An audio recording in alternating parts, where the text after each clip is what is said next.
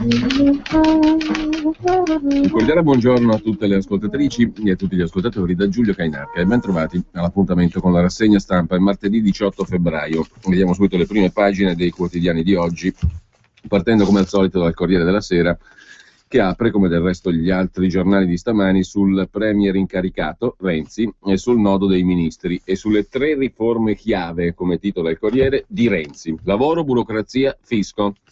L'obiettivo governo entro sabato, lo spread ancora giù, l'Europa dice l'Italia rispetterà i vincoli. Così il Corriere della Sera in apertura. Il colloquio di Aldo Cazzullo, che parte da Renzi che non vuole la scorta perché mi protegge la gente, dice il premier incaricato, mentre Michele Salvati, docente universitario, editorialista del Corriere, già deputato nel PD, anzi erano ancora i DS, ricorda a Renzi che c'è un doppio errore da non ripetere. I rischi incombenti sono 2: la sindrome D'Alema, per così dire. D'Alema diventò premier come Renzi nel 98 senza passare dal voto, da qui il bisogno di trovare una conferma elettorale con le regionali del 2000 che furono una sconfitta.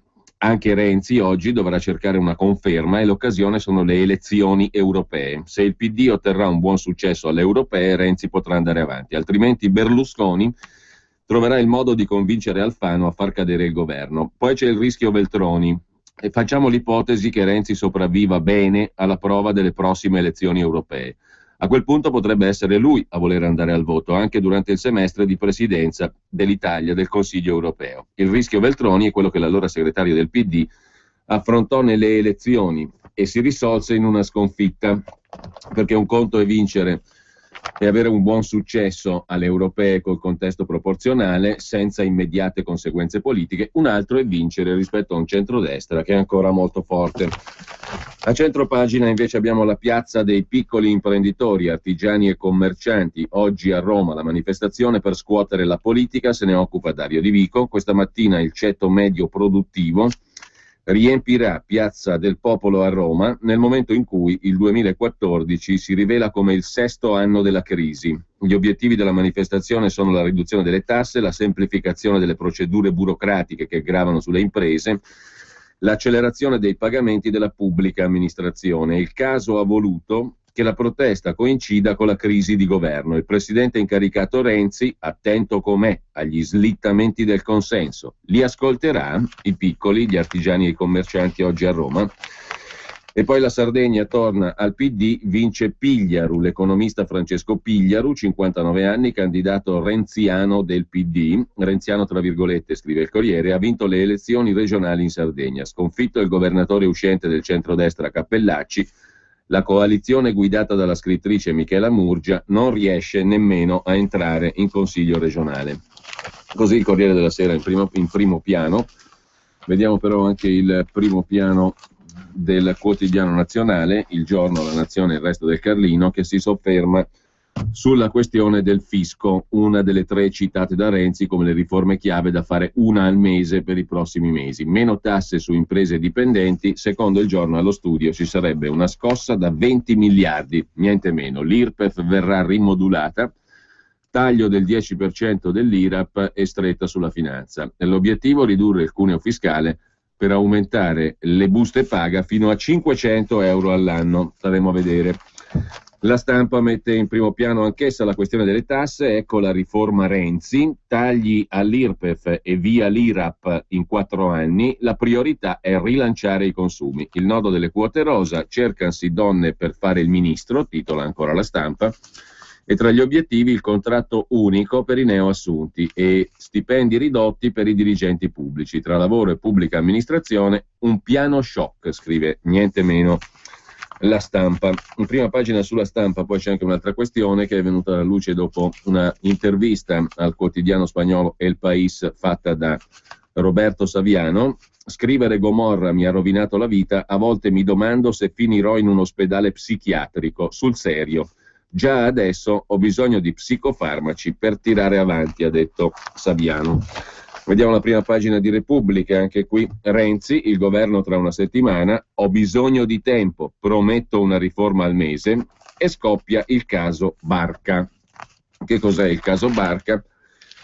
L'ex ministro della coesione territoriale nel governo Monti, Fabrizio Barca, storico dirigente del PC-PDS-DS, è caduto in una trappola, la trappola di un finto Vendola che gli ha telefonato per conto della trasmissione di Radio 24 La Zanzara, e lui ha raccontato a ruota libera: ho rifiutato il Ministero dell'Economia, ho ricevuto pressioni da De Benedetti, l'editore di Repubblica l'Espresso, l'ingegner Carlo De Benedetti, che già ha avuto un ruolo nella preparazione del terreno a Renzi con l'intervista famosa a Alan Friedman per il libro Ammazziamo il Gattopardo. Insomma, il finto Vendola chiama e Fabrizio Barca risponde. Pronto? Dottor Barca? Sì, la sento male, mi dica. Buongiorno dottor Barca, è la segreteria del presidente Vendola, le passo il presidente. Sì, grazie.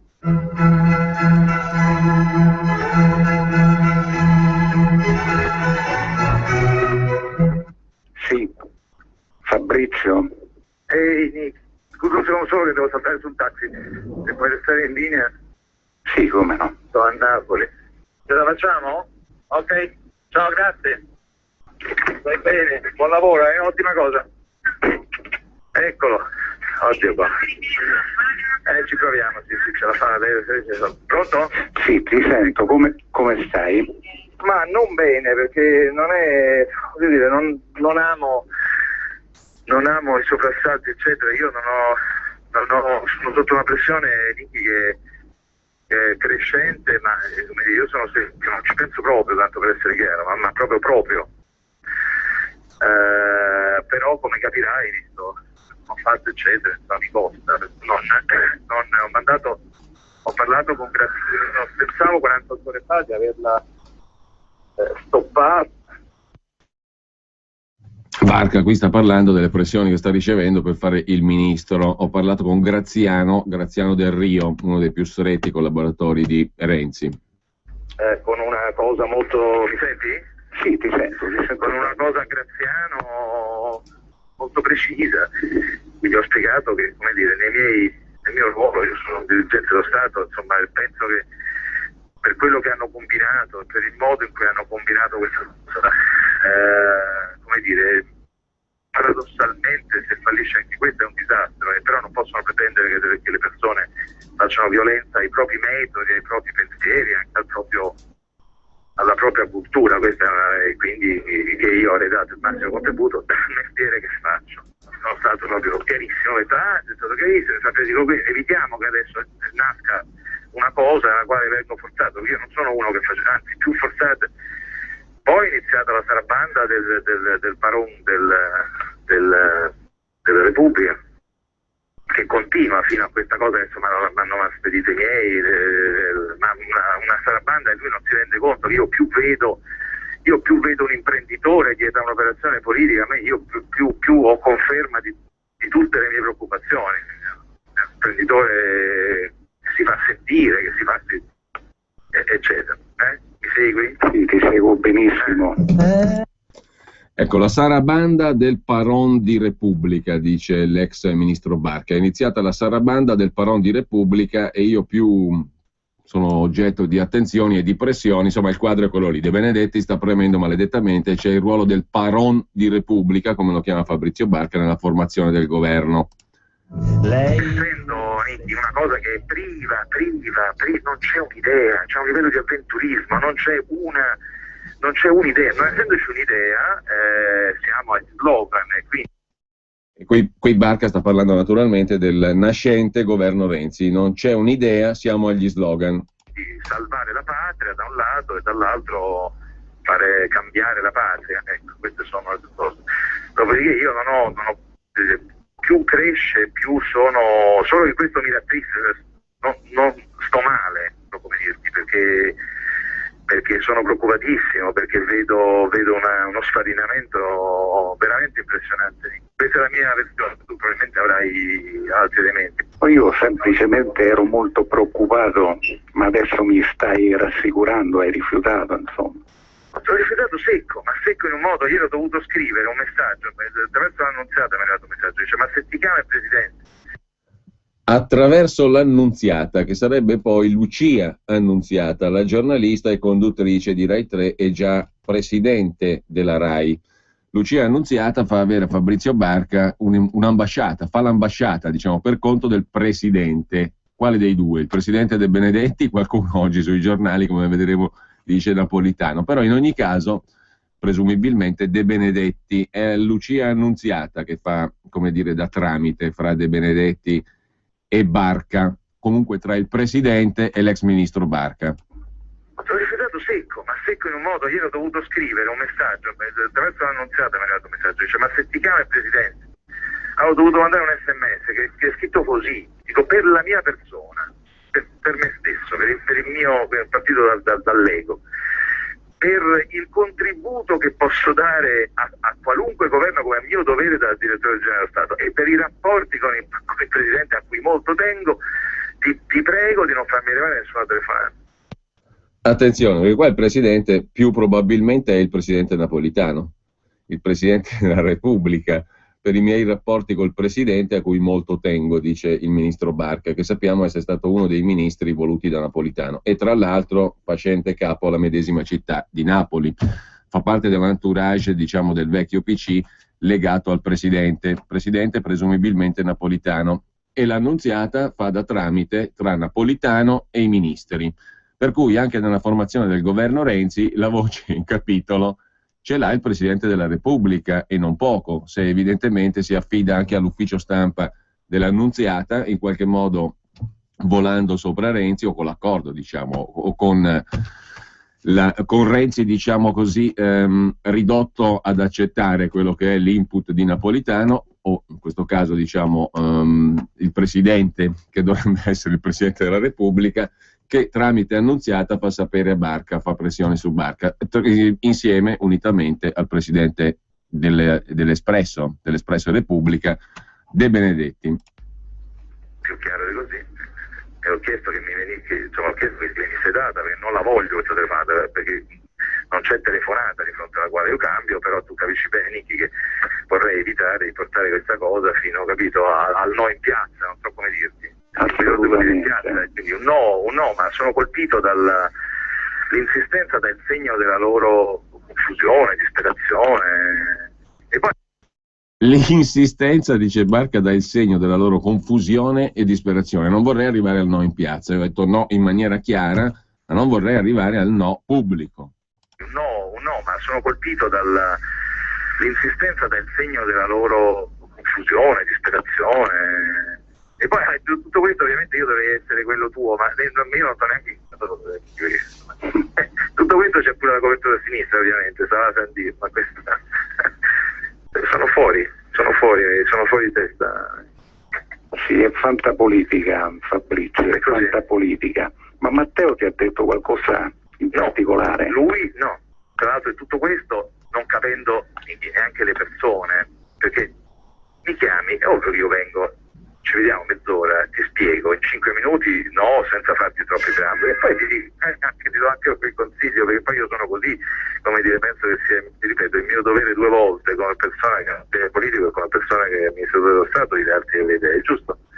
No, tutto questo attraverso terzi, quarti, quinti, un imprenditore.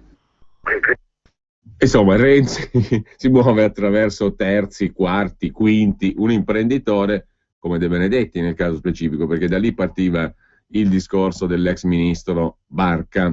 Sì, come dire, penso che sia, ti ripeto, il mio dovere due volte come persona che è politico e come persona che è amministratore dello Stato di darti le idee, giusto? No, tutto questo attraverso terzi, quarti, quinti, un imprenditore.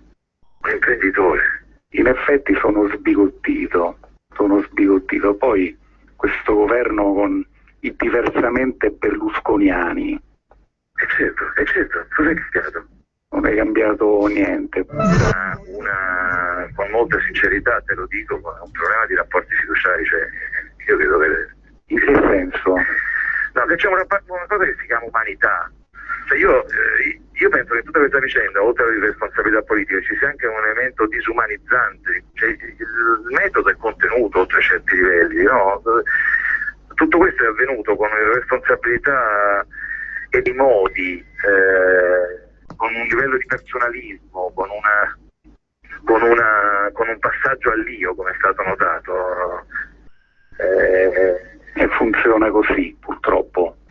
Che ha assunto delle misure in questa vicenda che sovraccarica di aspettative. Tra l'altro la cosa è seria, al di là della cosa risolta, per cui risolta nel senso che poi per me ci sto male, è risolta. Il problema è un altro, ma tra 30 giorni, quando si capisce che non c'è niente.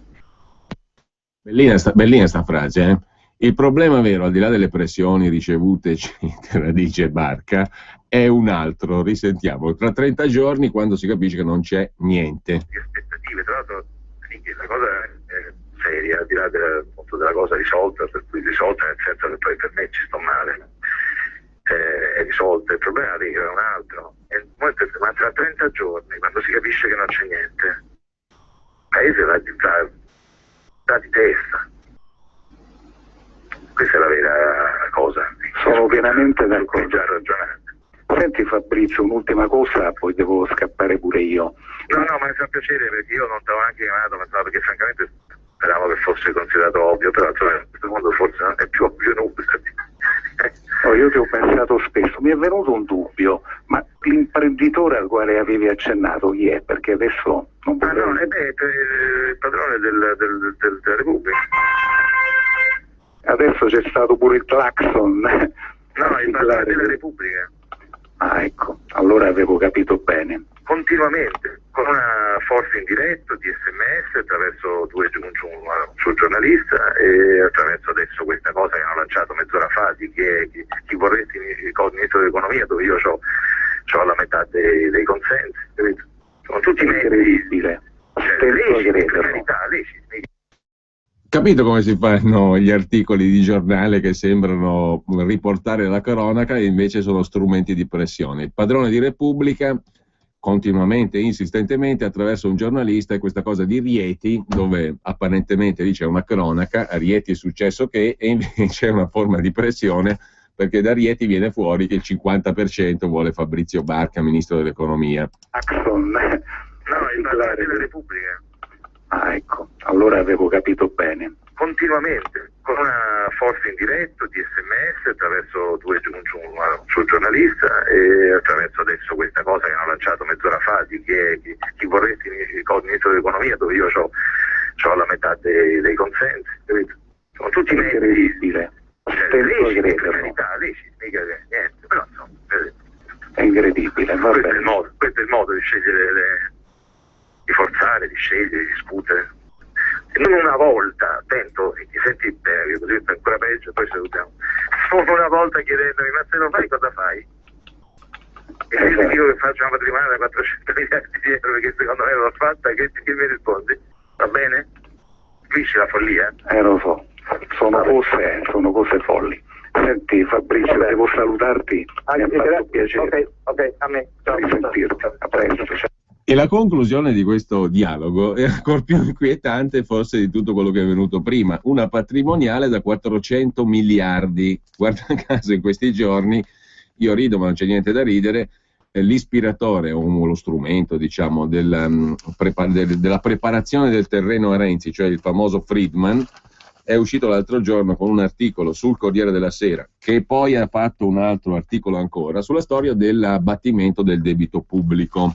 Lo rivedremo oggi su Milano Finanza, su Italia Oggi, attraverso il loro editore Panerai. Questi due quotidiani tornano sulla questione dell'abbattere il debito, e anche l'ex ministro Barca qui fa riferimento a quello che circola ormai da 2 o 3 anni. Noi abbiamo trasmesso quel famoso convegno tenutosi alla Borsa di Milano e organizzato da Classe Editori sulla questione delle proposte per abbattere il debito pubblico. In qualche modo era una forma di patrimoniale, il contribuente è forzato a fare qualcosa, cioè a dare i propri soldi per abbattere il debito. E qui l'ordine di grandezza di cui parla il ministro Barca, francamente, è tale da turbare i sonni di tutti i contribuenti italiani. 400 miliardi di euro da raccogliere per abbattere il debito pubblico. Lo dice ridendo il ministro Barca, c'è molto poco da ridere dal punto di vista del contribuente. 400 miliardi di patrimoniale, capito? Adesso siamo un pochino più al di là dell'annunziata che fa da strumento, da tramite della pressione del Presidente. al di là dell'attivismo di De Benedetti, che per il resto ha lasciato un'intervista a Friedman più che chiara, già si era capito insomma che De Benedetti c'entrava qualcosa in questa svolta, tra virgolette, De Benedetti e chi per lui e altri evidentemente, ma la conversazione si chiude con questo riferimento alla patrimoniale da 400 miliardi per sistemare i conti pubblici. Parola dell'ex ministro Barca al telefono col finto Vendola, ma che credeva, avete sentito anche dal tono della conversazione, credo di poter dire che fosse certo Barca che il suo interlocutore fosse realmente il governatore della Puglia, Nichi Vendola. Tornando alla prima pagina di Repubblica, ci sono altre due questioni a latere, per così dire, rispetto al primo piano su Renzi: la gara mortale di chi beve di più, l'ultima sfida tra i ragazzi sul web. Prima l'annuncio sui social network, poi i video che testimoniano la bravata, chi beve di più. Già 5 vittime per questo giochino, scrive Repubblica. E poi ancora in tema di giovani, massacrato a 15 anni perché ha guardato la fidanzata di un altro. Il tutto è accaduto a Parma, pestato a sangue da 5 coetanei perché saluta la ragazza di un altro, massacrato a 15 anni. Un'associazione mette una taglia di 300 euro sui bulli. Il padre parla di un vero agguato, una violenza indicibile, identificato il capo della banda. Un SMS per attirarlo nella trappola, frattura al cranio, per guarire ci vorrà almeno un mese, scrive Repubblica. Da Repubblica passiamo al Fatto Quotidiano. La guerra dei ministri, Renzi finisce in barca, la telefonata rubata al candidato per il dopo Saccomanni, candidato cioè al Ministero dell'Economia, pressioni di De Benedetti, io non ci sto, qui è il nulla, il paese rischia di andare a picco. A pagina 3 Fatto Quotidiano riproduce la telefonata che abbiamo appena ascoltato. Fabrizio Barca sottolinea il fatto, non viene portato nel discorso dal finto Vendola, risponde soltanto a una domanda che gli fa il finto Vendola: come stai? E la risposta è un fiume in piena sostanzialmente. Non amo gli assalti eccetera, sono sotto pressione, una pressione che è crescente, dice Barca al finto Vendola, ma io non ci penso proprio, tanto per essere chiaro, ma proprio. Capirai che mi costa, visto come sono fatto. Ho parlato con Graziano Del Rio e pensavo 48 ore fa di averla stoppata questa cosa. Se fallisce anche questa è un disastro, però non possono pretendere che le persone facciano violenza ai propri metodi, ai propri pensieri, alla propria cultura. Quindi sono stato proprio chiarissimo, evitiamo che nasca una cosa alla quale vengo forzato. Poi, dice Barca, è iniziata la sarabanda del paron della Repubblica, De Benedetti, che continua: lui non si rende conto che io più vedo un imprenditore dietro un'operazione politica e più ho conferma di tutte le mie preoccupazioni. Un imprenditore che si fa sentire. Del padrone di Repubblica, con un forcing diretto di SMS attraverso un suo giornalista, con una cosa che hanno lanciato sul sito Chi vorresti come ministro dell'economia, dove io ho la metà dei consensi, racconta Barca. Questi sono i metodi, legittimi per carità, questo è il modo di forzare, di scegliere, di discutere, non una volta chiedendomi ma se lo fai cosa fai. Se io dico che voglio fare una patrimoniale da 400 miliardi di euro, cosa che va fatta, tu cosa rispondi? Mi dici che va bene? Nichi, è una cosa che è priva, non c'è un'idea, c'è un livello di avventurismo, non essendoci un'idea siamo agli slogan, questo mi rattrista, sto male. Sono preoccupatissimo perché vedo uno sfarinamento impressionante. Ho rifiutato secco, ma secco in un modo, dice ancora Barca, all'ipotesi dell'offerta del Ministero dell'Economia. Ieri ho dovuto scrivere un messaggio. Attraverso la Annunziata mi è arrivato un messaggio. Ma se ti chiama il Presidente? Ho dovuto mandare un SMS scritto così: vi prego di non farmi arrivare nessuna telefonata. Sono colpito dall'insistenza. Il segno della loro confusione e disperazione. Poi in tutto questo ovviamente io dovrei essere quello tuo e ovviamente c'è pure la copertura a sinistra. Sono fuori di testa. Renzi mi ha chiamato, no, lui no, tutto questo non capendo, Nichi, neanche le persone. Se mi chiami vengo, ci vediamo mezz'ora, ti spiego in 5 minuti e ti do anche qualche consiglio, perché io sono fatto così. No, invece tutto questo attraverso terzi, quarti, quinti, un imprenditore. Il finto Vendola incalza sull'alleanza con i diversamente berlusconiani e Barca commenta: certo, cos'è cambiato? E poi non si ha idea, entrando dentro, cosa fai? C'è anche una questione di rapporti di fiducia, c'è una cosa che si chiama umanità. Io penso che in tutta questa vicenda, oltre all'irresponsabilità politica, ci sia anche un elemento disumanizzante. Il metodo è contenuto, tutto questo è avvenuto con una irresponsabilità e dei modi, con un livello di personalismo e un passaggio all'io, e il problema è un altro, dice Barca, ma tra 30 giorni, quando si capisce che non c'è niente, il nulla, il paese dà di testa. Così il Fatto Quotidiano, che riporta per intero praticamente la telefonata che abbiamo ascoltato, con il commento in prima pagina del direttore Antonio Padellaro: così si va a sbattere.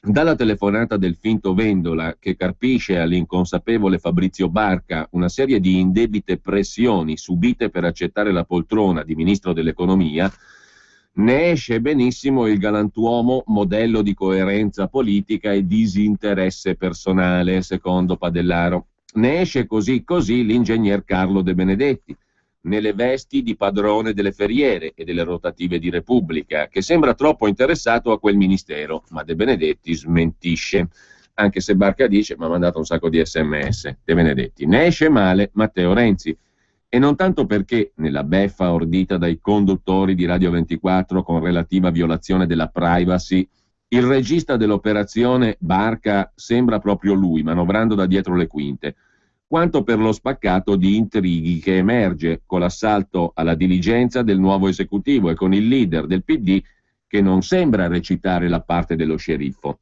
Intendiamoci, da che mondo è mondo i governi si fanno così, scrive il direttore del Fatto Quotidiano.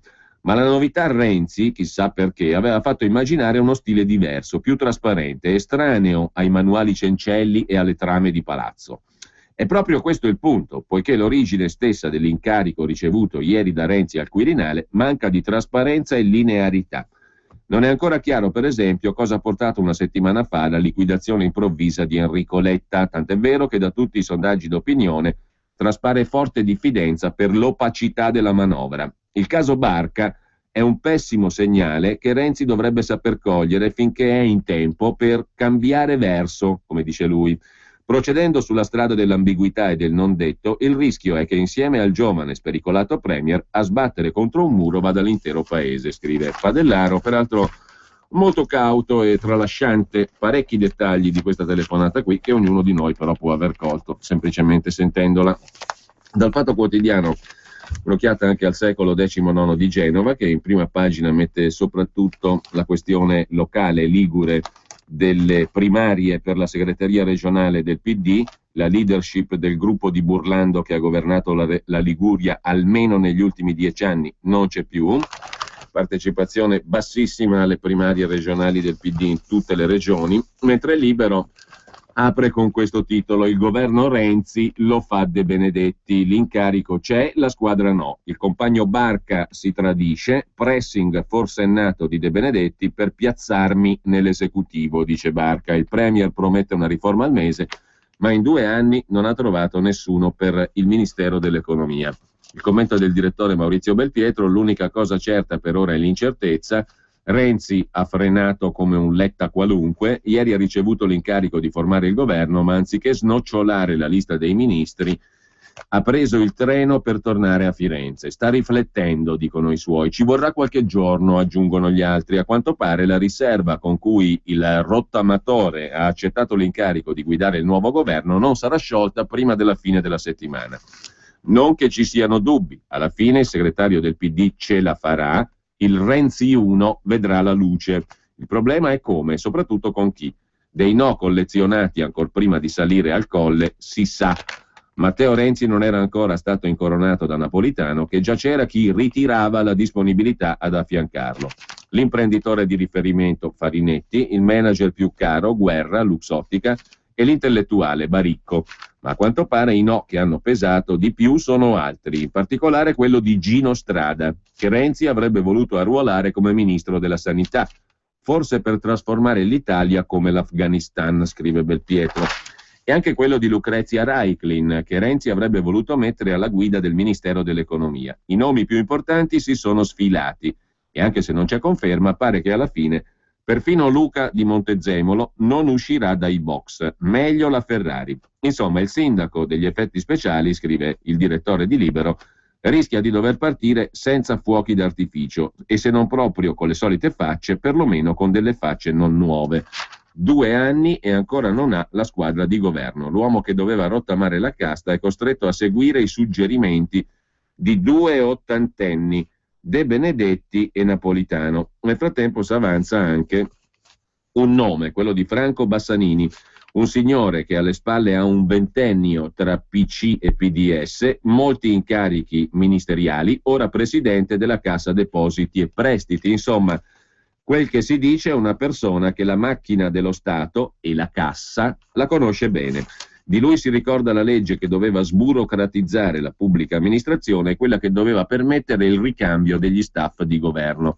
Ci si ricorda come sono andate a finire le cose. Bassanini ha un vantaggio però sugli altri concorrenti ed è che se servono i soldi sa dove stanno, scrive Maurizio Belpietro. L'altro commento in prima pagina sul Libero è l'appunto di Filippo Facci. I conduttori dei talk show liquidano il tema come vecchio dicendo sì, ma andiamo oltre. Gli avversari politici degradano il tema a propaganda di Forza Italia o dei 5 Stelle. Qual è il tema? Il tema sarebbe lo stato della democrazia in Italia. Questa cosa che interessa più al Financial Times che ai giornali italiani. Questa responsabilità che spinge a nominare 3 premier di fila senza che siano propriamente l'espressione di un voto. Scusateci dunque, scrive Filippo Facci, se ne scriviamo ancora. Scusate se fatichiamo a capacitarcene, ma in Italia bastano gli 8 milioni e 600 mila voti del PD, il 25%, per avere un diritto di primogenitura quinquennale su qualsiasi governo. Fanno, se calcoliamo i votanti rispetto ai cittadini effettivi, un italiano su 7. Non scandalizza, dite? Le democrazie occidentali, aggiungete, sono faccende per i pochi che votano? È vero, però votano. In Italia c'era questa abitudine che si tornasse a votare per legittimare una nuova maggioranza e un nuovo governo. Ma anche questo è un tema ormai vecchio, discutibile, anzi irresponsabile. Andiamo oltre. E andiamoci allora. Diciamo che la legittimazione di Matteo Renzi, che non è un tecnico né un professore di chiara fama, stringi, si origina da circa 2 milioni di voti ottenuti da una consultazione privata organizzata da un soggetto di diritto privato. Si chiama Primarie del PD. Dettagli. 2 milioni di voti sono 1/30 dei cittadini italiani e la seconda lettera della sigla PD sta per democratico, scrive Filippo Facci. L'Unità apre la sua prima pagina con questo simpatico titolo: Renzi c'è, la squadra ancora no, i paletti di Napolitano, maggioranza certa e Europa. Ora il Premier non può fallire, commenta Michele Ciliberto. C'è l'intervento del segretario CISL Bonanni sull'Unità, colpire la rendita. E il terzo commento è quello di Paolo Soldini, l'Europa, la sfida più difficile, è uno dei paletti posti da Napolitano a Renzi, l'Europa. E infine primarie e flop, i segretari regionali dicono il PD è spaesato, ascoltiamolo, il caso Letta ha disorientato gli elettori. Vediamo come la mette anche il giornale, pressioni sporche su Renzi, De Benedetti con Lucia Annunziata, il giornale è l'unico che coglie questo riferimento che è abbastanza interessante, forse ancor più di quello a De Benedetti, ovvero l'Annunziata che si presta ai servizi di regime. De Benedetti con di regime, il suo diciamo, il regime rosso. De Benedetti con l'Annunziata interferisce sulla scelta dei ministri e Berlusconi avvisa Matteo stai attento ai traditori. Il commento è di Salvatore Tramontano che pure ha dato ampio credito a Renzi nei giorni scorsi su Il Giornale, così come Ferrara con ancor più foga sul Foglio. Vogliamo credere che Renzi sarà un premier e non un portavoce, scrive l'editorialista de Il Giornale. Il rischio è che finisca prigioniero delle pressioni sporche del vecchio potere. Sa che in tanti vogliono addomesticarlo, tocca a lui fare chiarezza e scacciare i molestatori. Non basta cancellare Enrico e scrivere Matteo per cambiare la musica, soprattutto se poi gli orchestrali sono i soliti vecchi personaggi e a scrivere lo spartito ci pensano Napolitano o De Benedetti. Il dubbio cresce dopo lo scherzo telefonico su Radio 24. Un finto Vendola chiama Fabrizio Barca e l'ex ministro non solo ci casca, ma rivela che è esasperato. Colpa di Carlo De Benedetti, il padrone di Repubblica fa pressing, stalking, lo tartassa, vuole che Barca vada a fare il ministro dell'economia. Barca si dichiara scandalizzato, non è vero. Questo è il modo di forzare, di scegliere, discutere, senza mai chiedermi, ma se lo fai cosa fai? Se io dico che voglio fare una patrimoniale di 400 miliardi di euro, che secondo me va fatta, tu cosa rispondi? Che va bene? Dice Barca. De Benedetti, presunto faccendiere politico, si affretta a smentire, facendo passare Barca per un mitomane, per un pazzo. Qualcosa che non quadra, però c'è, scrive Tramontano su Il Giornale. I nomi che girano per il Dicastero dell'Economia sono Prodi e poi sono Prodi. Chiedo scusa, non ho capito. I nomi che girano per il Dicastero dell'Economia sono Prodi, prima Letta, si rispolvera Amato, resiste Raiklin. Vabbè, c'è il Quirinale che pretende il suo pacchetto di mischia, un'assicurazione per non spaventare la signora Merkel e i burocrati europei. È la stagione delle pressioni sporche e controvento. Renzi che fa? Acconsente? Si fa dettare la linea da Repubblica, il quotidiano con cui è in debito, quello che gli ha aperto la strada trafiggendo Letta, perché il Corriere no, per dire la verità, De Benedetti ha parlato con Friedman per il Corriere della Sera. Ad ogni modo, se la situazione è questa, meglio andare subito a votare. I premier firmati Repubblica sono carta straccia. E poi in prima pagina sul Giornale, oggi in piazza 40.000 imprenditori, ecco perché noi siamo con loro, l'articolo del vice direttore Nicola Porro. E a centropagina Saviano in pieno dramma, sopravvivo a psicofarmaci, da Gomorra alla depressione. Vediamo a questo punto anche il manifesto. Il quotidiano comunista parla di trattative difficili per il governo Renzi, Berlusconi è il terzo incomodo, Renzi ascolta le raccomandazioni del presidente Napolitano per un'ora e mezza, poi accetta l'incarico di formare il nuovo governo, ma per sciogliere la riserva gli servirà, dice, qualche giorno. Comincia oggi le consultazioni, stasera l'appuntamento delicato con Alfano che prova a resistere al Ministero dell'Interno, ma soprattutto chiede garanzie sul rapporto fra Renzi e Berlusconi. Renzi ha bisogno di un'intesa forte con Berlusconi per portare a termine la riforma della legge elettorale che è in cima al suo programma dei 100 giorni. Berlusconi non lo molla, decisivi per la tenuta del governo. Il commento è firmato dall'ex senatore di Essino Massimo Villone sulle primarie, la democrazia usa e getta. Sono le primarie il momento di rottura all'origine delle turbolenze di oggi, le primarie del PD. Le primarie cosiddette aperte sono un elemento incomponibile con qualsiasi concetto di partito organizzato e la partecipazione usa e getta, che si esaurisce nel voto di un giorno nelle primarie, non ha niente a che vedere col metodo democratico posto anche dalla Costituzione a fondamento della funzione dei partiti politici, scrive Villone, sulle anomalie di una crisi extraparlamentare. A Renzi e non a Napolitano spetta oggi la responsabilità di avere sostanzialmente rilegittimato il pregiudicato Berlusconi, riammettendolo al ruolo di padre della patria. Vediamo anche la Padania, l'apertura del quotidiano La Padania è sul nord che non sta sereno perché si fanno i nomi di Prodi, di Monti, di Letta, di Renzi in prima pagina sulla Padania. Se Renzi è interessato a sentire la nostra voce, ha detto ieri il segretario della Lega Salvini, prendiamo il treno di seconda classe e ci andiamo. Salvini ha lanciato il Basta Euro Tour sfidando Renzi. La prima richiesta è tirar fuori le palle a Bruxelles, ridiscutendo tutti i vincoli a partire dalla moneta unica. E poi l'avvertimento, se dà l'incarico a Prodi o a Monti, chiederemo i danni, dice Salvini. Matteo Salvini è stato ieri in mezzo ai lavoratori della Invernizzi, nella Bergamasca, centinaia di persone, 300 che rischiano di perdere il posto di lavoro, perché, ha detto Salvini, i problemi veri sono questi, non certo la legge elettorale. Il segretario leghista ha attaccato Renzi, ha scherzato anzi sull'ormai ex sindaco di Firenze, da ieri sera battezzato premier da Napolitano. Ho saputo delle sue promesse elencate, a febbraio la riforma delle istituzioni, a marzo quella sul lavoro, ad aprile le pubbliche amministrazioni, a maggio il fisco, a giugno camminerà sulle acque, dice Salvini, e a luglio farà la moltiplicazione dei pani e dei pesci. Resta libero soltanto agosto. Poi Salvini si fa serio. Se Renzi è invece interessato a sentire la voce del Nord, prendiamo il treno di seconda classe e ci andiamo. Certo non ci autoinvitiamo. Le condizioni devono essere le stesse poste per le consultazioni col Capo dello Stato, ossia che sia ascoltata la voce dei territori. Mai e poi mai la Lega sarà in un governo di centrosinistra, ma c'è modo e modo di fare opposizione. Nessuno sconto al nuovo governo se Renzi pensa di dare qualche ruolo di responsabilità a gente come Prodi o Monti. In quel caso, annuncia Salvini, saremo pronti a presentare una denuncia con azione di risarcimento in sede civile e penale per i danni miliardari che Prodi e Monti hanno provocato all'Italia e al Paese.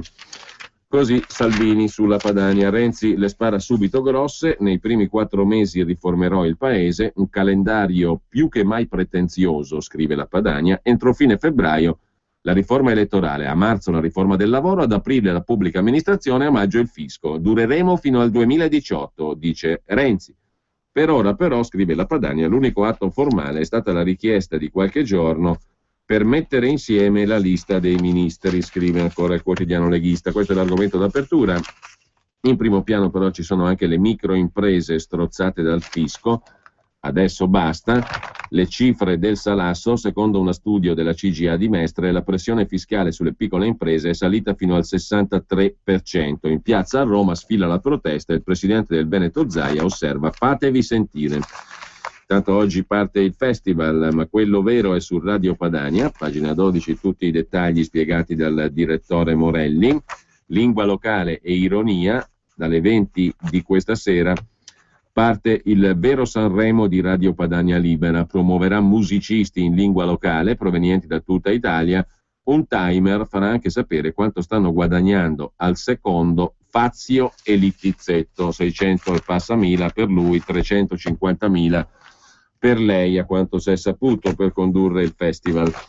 Infine, sempre dalla prima pagina della Padania, il decreto mille proroghe, esodati, la Lega blocca lo scippo, niente soldi alla social card per gli immigrati, il Carroccio ferma lo scippo ai danni degli esodati. Volevano passare i soldi degli esodati alla social card per immigrati, finanziata con i fondi per le vittime della Fornero. Il Carroccio ferma lo scippo, titola la Padania. In primo piano però c'è anche la presentazione ieri dalla sede della Lega di Via Bellerio a Milano del Basta Euro Tour.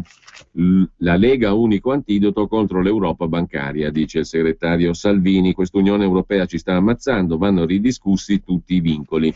Il leader del Carroccio ha presentato l'iniziativa in vista delle elezioni di maggio, avvertendo: uscire dalla moneta unica si può, vi spieghiamo come.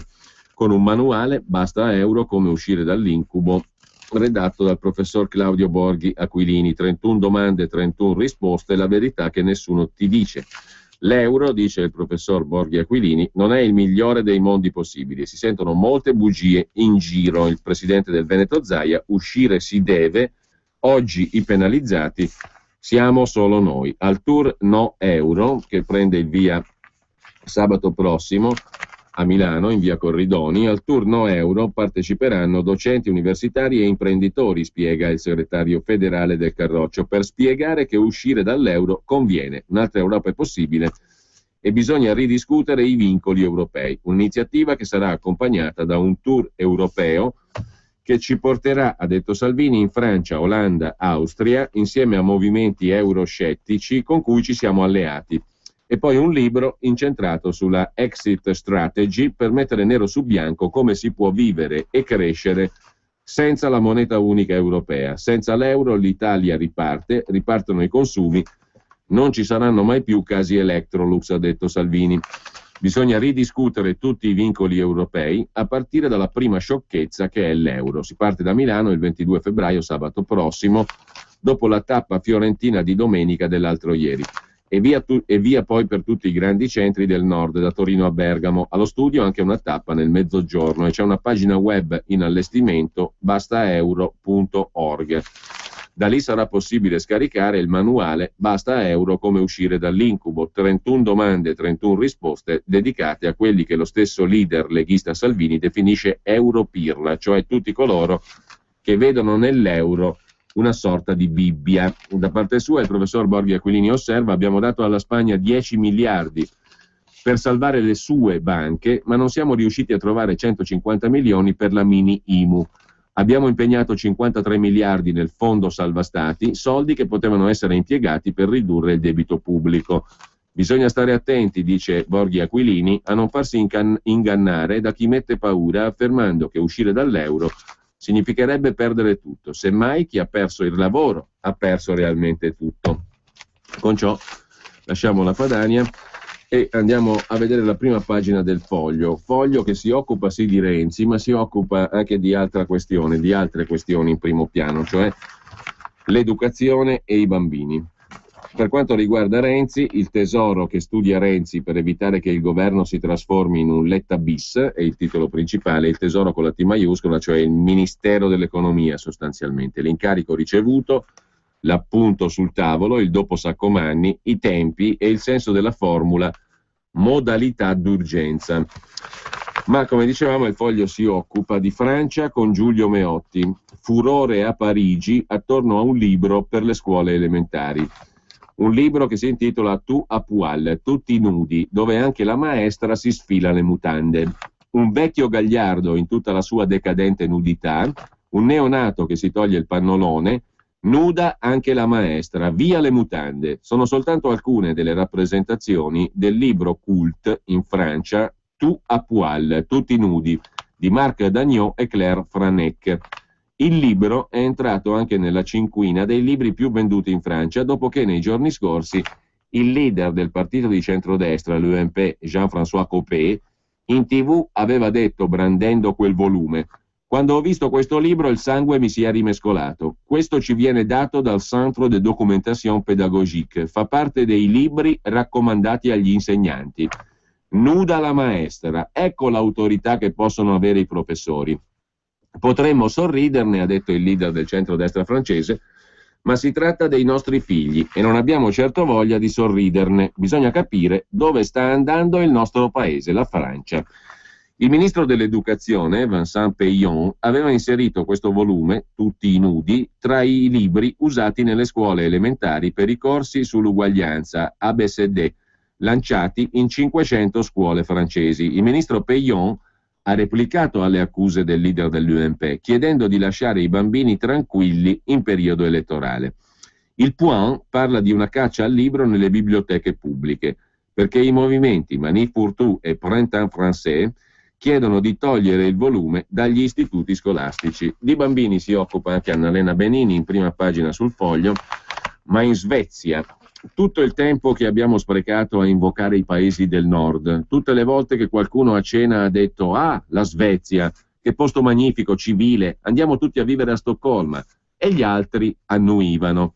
Si sa che crescere i figli in Svezia è grandioso, a cominciare dai congedi parentali lunghissimi, 480 giorni fino all'8° anno del bambino. I padri che stanno a casa coi bambini e più usufruiscono del congedo introdotto nel 74, quando noi ancora stavamo sugli alberi, più ricevono bonus sullo stipendio. Lo Stato che si prende cura dei ragazzini fin dal primo giorno di vita e li protegge. Le sculacciate sono fuori legge dal 79. Manda assegni ai genitori lo Stato e copre totalmente il costo dell'istruzione e crea nelle biblioteche parcheggi per le carrozzine. Tutto il tempo passato a invocare Stoccolma, ogni volta che non riusciamo a salire sull'autobus col passeggino, ogni volta che la babysitter è malata. E adesso gli svedesi chiedono aiuto, perché hanno cresciuto piccoli mostri e non riescono ad arginare il senso di potere illimitato dei loro bambini. Uno psichiatra svedese, padre di 6 figli, ha pubblicato un libro molto discusso, si intitola «Come i bambini hanno preso il potere». La denuncia contro questa società inchinata davanti ai bambini, che ha creato giovani adulti ansiosi, depressi, egocentrici, incapaci di affrontare la realtà. Quando escono dalla condizione magica di bambino, scoprono che la vita è più complicata di una scuola in cui i professori non requisiscono i telefoni agli studenti per non ledere i loro diritti e passano il tempo della lezione a cercare di convincerli, con gentilezza, che sarebbe meglio spegnere il cellulare durante il compito di storia. David Eberhard, psichiatra che nel libro precedente ha descritto gli svedesi come popolo di paranoici e quindi non è molto amato, Questa volta ha provocato lunghe discussioni sui giornali e sulle TV nordiche, il cui programma più di successo, secondo chi prende in giro la noia e il conformismo dei paesi scandinavi, è un documentario lungo 7 ore sul treno che va da Bergen a Oslo con una videocamera legata alla locomotrice. Molti hanno paura di questa società bambinocentrica in cui, dice Eberhard, i genitori hanno perso il controllo e hanno timore di essere multati se sgridano i figli. Sono i bambini a decidere cosa si mangia per cena, cosa si guarda in TV, dove si va in vacanza, e i loro genitori, cresciuti anch'essi con pochissima disciplina, sono pronti a scontrarsi con i professori che potrebbero aver violato il diritto al divertimento dei figli. Se una maestra dice a un bambino di andare a lavarsi la faccia, il bambino le risponde: non sei il mio capo, non lo faccio. I bambini ordinano, gli adulti eseguono, ma si considerano più che altro amici dei loro figli, poiché è lo Stato a fare da padre e madre a tutti. Non c'è quindi mai la terribile sensazione di avere sbagliato. Ecco perché il tempo passato a invocare la Svezia come modello di civiltà non è trascorso invano. Stoccolma ha eliminato i genitori, cioè il senso di colpa, scrive Annalena Benini prendendo spunto da questo libro. Tornando invece alle vicende domestiche, l'Andreas Version, il commento di Andrea Marcenaro a fondo pagina, è dedicato a Renzi. Non vogliono solo il miracolo, lo pretendono subito e domani è già tardi. Meglio se lo fa ieri. Consunto lo vogliono in realtà, sfiancato e impigliato nella rete. Altro non fanno infatti che insinuare disastri e apocalissi per l'amorazzo nostro, per il nostro Matteo. L'amor nostro era Berlusconi. L'amorazzo nostro Renzi. Lui li sconfiggerà, scrive Marcenaro, li smentirà, tirando dritto per una strada che sa bene qual è. Ha dimostrato di conoscerla negli incontri già operati, nei confronti sollecitati, nei consigli da lui richiesti fuori dai vecchi schemi, alla larga dal solito piccolo establishment. Sostengono gli infami che l'amorazzo nostro si sia messo nelle mani di De Benedetti da un lato e di Giavazzi dall'altro. Non è vero. Ha incontrato Baricco ieri, ha incontrato Gino Strada, ha chiesto a Mentana, ha visto Carlo Rossella, ha consultato Diego Della Valle, solo ieri, e domani Moira Orfei. Pagina 3 c'è il commento vero e proprio dell'elefantino, cioè di Giuliano Ferrara, sugli amici che ci scrivono: prendete una cappella con Matteo Renzi, forse, ma, scrive Ferrara, un amico fraterno mi scrive: guarda che stai con generosità prendendo una cappella con Renzi, che è un fenomeno integralmente post-democratico. Gli rispondo così, anche a beneficio dei nostri 15 lettori. Dal 93-94, scrive il direttore del Foglio, Giuliano Ferrara, quindi da 20 anni buoni, ho smesso di credere nelle virtù della democrazia italiana. C'era una democrazia dei partiti, piuttosto corrotta come tutte le democrazie liberali, specie in area latina e cattolica, ed è stata divorata e risputata con violenza da un fenomeno reazionario di massa guidato da magistrati codini, imprenditori editori pavidi e giornalisti imbroglioni. Da quell'epoca credere nella democrazia liberale italiana è diventato impossibile e lo sarà finché non venga restaurato un sistema costituzionale fondato sul primato della politica e dei partiti politici, scarnificati dell'osso ideologico che era già consumato e si è spezzato con la caduta del muro di Berlino. Si può credere nella democrazia americana, che ha la data delle elezioni biennali fissata nella Costituzione ed è figlia di un'esperienza religiosa e creaturale della politica. Si può credere in quella inglese, che è tradizione e giurisprudenza, in quella tedesca, che è rifondata dopo il Terzo Reich e la riunificazione su basi anticomuniste e socialmente luterane. Si può credere nella democrazia spagnola, che ha un sistema istituzionale inappuntabile, figlio del superamento del franchismo senza rancore. In quella francese, che è monarchica, caso fantastico di democrazia rivoluzionaria e restauratrice. Ma nella democrazia italiana non si può credere, questo no. L'Italia nel 94, scrive il direttore del Foglio, ha scelto un'altra strada, in primo luogo quella pop di Berlusconi, un gigante del populismo democratico, un uomo inventivo, politicamente mite, ma capace come pochi di far vivere un'idea minima di Stato e un'idea massima di società libera, con tutti i suoi difetti e tutte le sue immense acquisizioni di riforma reale del comportamento delle élite e del popolo. Poi, abrogati con Prodi e D'Alema e Amato i conati di ritorno alla politica dei partiti, bisogna avere altre palle per riportare la Repubblica alla sua origine storica, posto che lo si possa fare, solo Renzi, e da poco, è emerso come continuatore della linea pop, quella di Berlusconi. È post-democratico, in un certo senso, forse sì, ma si è mosso a colpi di consenso richiesto e ricevuto.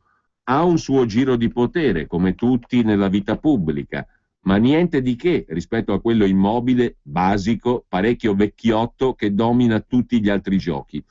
Ho detto e confermo che Renzi sarà come sempre, chi ha successo nella politica, un'illusione capace di generare delusione. Ma bisogna aspettare, conclude Giuliano Ferrara, aspettare e sperare che almeno in parte si svolgano le conseguenze di una rottura che almeno è giustificata dall'età.